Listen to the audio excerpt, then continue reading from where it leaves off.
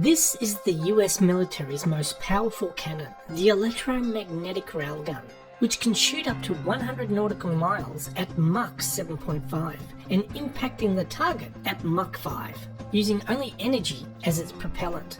The high-velocity projectile will destroy land, sea and air targets purely from its kinetic energy, rather than with conventional explosive warheads. So what is a railgun?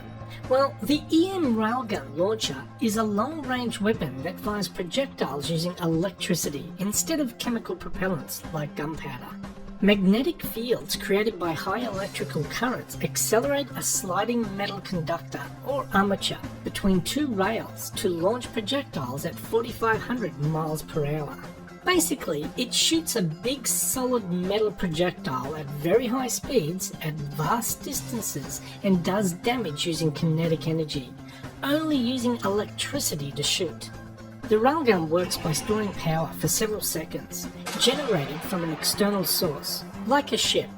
After the weapon is charged with some 32 megajoules of energy, its capacitors send an electrical pulse down two long rails, one negatively charged and one positively charged, generating an electromagnetic field that fires the projectile along the two rails at up to Mach 7.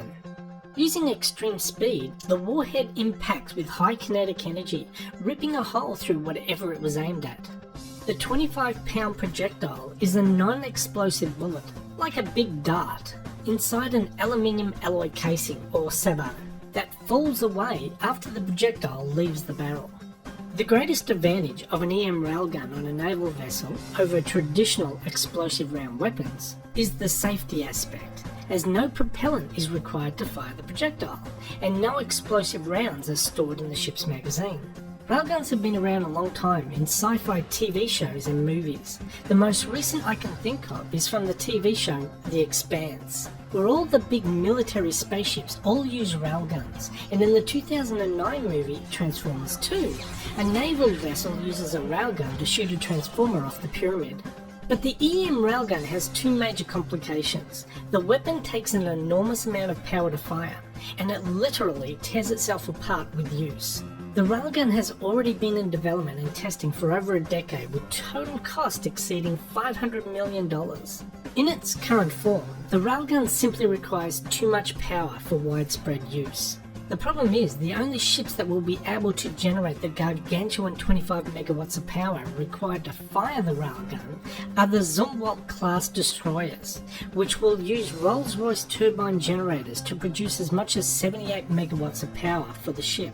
But only 3 of these technologically advanced warships will be produced. A bigger problem is that the railgun will shred its internal components to bits if it is fired enough.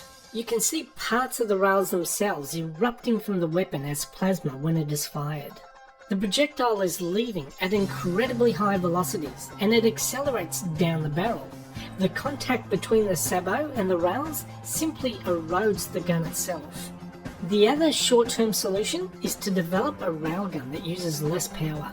An EM railgun that could fire a projectile at 2,500 miles per hour instead of 4,600 miles per hour and hit a target at 50 nautical miles instead of 100 nautical miles would still be incredibly useful, especially if the Navy could mount the weapon on existing warships. A less powerful railgun still has all the advantages of being cheaper to fire and removing dangerous explosives from a ship. Anyway, that's the end of this video. Thanks for watching, and we'll see you next time.